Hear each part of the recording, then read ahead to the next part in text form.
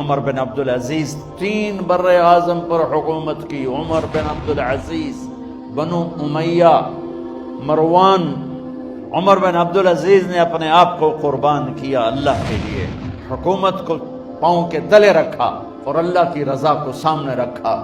کیسی سلطنت کی؟ جب گورنر تھے تو 60 اونٹوں پہ سامان چلتا تھا. جب امیر المومنین بنے تو بچے کہنے لگے ماں سے، بچے بچیاں 12 تھے، ماں سے کہنے لگے کہ عید کا موقع آ رہا ہے، ابا سے کہو ہمیں نئے کپڑے تو لے کر دیں. ان کی ماں کا نام ہے فاطمہ، بچوں کی ماں کا نام. حضرت عمر گھر آئے، بیگم نے کہا بچے کپڑے مانگ رہے ہیں. حضرت عمر کہنے لگے میرے پاس تو پیسے نہیں ہیں، تنخواہ میں تو مشکل سے روٹی پوری ہوتی ہے، کہاں سے لے کر دوں؟ تو تھوڑی دیر خاموش رہی بیگم، پھر کہنے لگی آپ ایسا کریں اگلے مہینے کی سیلری ایڈوانس لے لیں، اس سے میں کپڑے لے لیتی ہوں اور روٹی کا خرچہ میں مزدوری کر کے گھر بیٹھے مزدوری کر کے چلا لوں گی، آپ 1 مہینے کی تنخواہ ایڈوانس لے لیں. حضرت عمر بن عبدالعزیز واحد خلیفہ ہیں جن کے دور میں 3 بر اعظم میں زکوٰۃ لینے والا باقی نہیں بچا تھا. یہاں لاہور بھی ان کی حکومت کے نیچے تھا، جنوبی اسپین فرانس ان کی حکومت کے نیچے تھا، کاشغر تک ان کی حکومت کے نیچے تھا، استنبول کے دروازوں تک ان کی حکومت تھی. 3 بر اعظم میں ایک آدمی زکوٰۃ لینے والا نہ بچا. اور اپنا حال یہ ہے کہ بیگم سے کہہ رہے ہیں پیسے کوئی نہیں، کپڑے کہاں سے لے کر دوں؟ اور بیگم طریقہ بتا رہی ہے کہ آپ اگلے مہینے کی تنخواہ ایڈوانس لے لیں، اس سے میں کپڑے لے لوں گی اور چولہے کا خرچہ، روٹی کا خرچہ میں گھر بیٹھ کے مزدوری کر کے کما لوں گی. تو حضرت عمر کہنے لگے ہاں یہ ٹھیک ہے. باہر آئے وزیر خزانہ مزاحم، انہیں بلایا کہ بھائی ہمیں اگلے مہینے کی تنخواہ ایڈوانس چاہیے.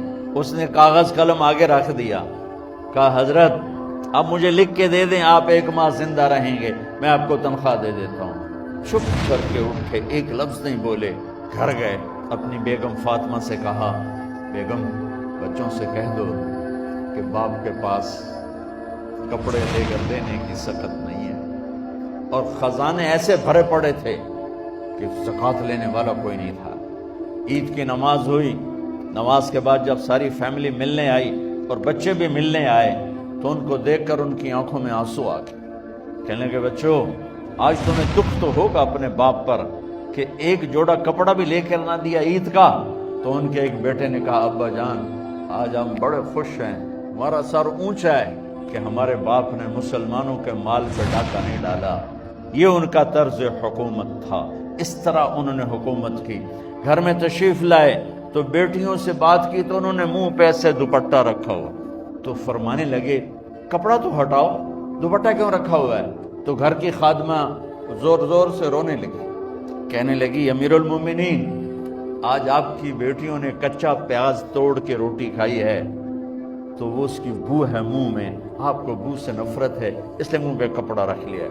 تو حضرت عمر اتنا روئے کہ ان کی داڑھی تر ہو گئی. کہنے لگے آخر میں جب تھوڑا آسرے میں آئے کہا میری بیٹیوں تمہارا باپ تمہیں بڑے اچھے کھانے کھلا سکتا ہے لیکن میں جہنم کو برداشت نہیں کر سکتا. اب مرنے کا وقت آ گیا. جب وہ گورنر تھے تو 60 اونٹوں پہ ان کا سامان چلتا تھا، اور جب وہ امیر المومنین بنے تو عیادت کے لیے لوگ آ رہے تھے تو سالے عیادت کے لیے آئے. فاطمہ کے بھائی کپڑے دیکھے امیر المومنین کے تو بہن کو ایک طرف کر کے فرمایا، کہنے لگے امیر المومنین کے کپڑے تبدیل کروا دو، لوگ پوچھنے آ رہے ہیں تو میلے کپڑے اچھا نہیں لگتا. کہا جی بھائی کرواتی ہوں. اگلے دن جب وہ حال پوچھنے آئے تو پھر وہی کپڑے تھے تو انہوں نے ان کو الگ جا کر کہا بہن میں نے تمہیں کہا تھا کپڑے بدلوا دیتی، کیوں نہیں بدلوائے؟ تو وہ رونے لگی، کہنے لگی کہاں سے بدلواؤں، جوڑا ہی ایک، اور حکومت کتنی تھی 3 بر اعظم، ایک جوڑے میں اللہ سے ملنے جا رہا ہے. جب ان کی موت کا وقت قریب آیا تو انہوں نے رجا بن حیوہ کو بلایا، ان سے فرمانے لگے سنو میں نے 3 بادشاہوں کو قبر میں اتارا لیکن ان کے کفن کی گرہ کو جب کھول کے دیکھا تو ان کے چہرے قبلے سے ہٹ چکے تھے، وہ رنگ ان کے کالے پڑ چکے تھے. ولید بن عبد الملک، سلیمان بن عبد الملک، عبد الملک بن مروان، عبد الملک باپ، ولید بیٹا، سلیمان بیٹا، یہ تینوں کا ان کے چہرے کالے ہو گئے تھے اور ان کا قبلے سے منہ پھر گیا تھا۔ اب میں مرنے لگا ہوں، مجھے پہلے ضرور چیک کرنا کہ میرا اللہ میرے ساتھ کیا کرتا ہے۔ پہلے تینوں کی ظلم کی حکومت تھی، ان کے چہرے قبلے سے کیوں ہٹ گئے؟ آپ کو عجب بات بتاؤں، ولید بن عبد الملک روزانہ تہجد میں کھڑے ہو کے 10 سپارے پڑھتا تھا، 10 سپاروں کی تلاوت تہجد میں کرتا تھا کھڑے ہو کے۔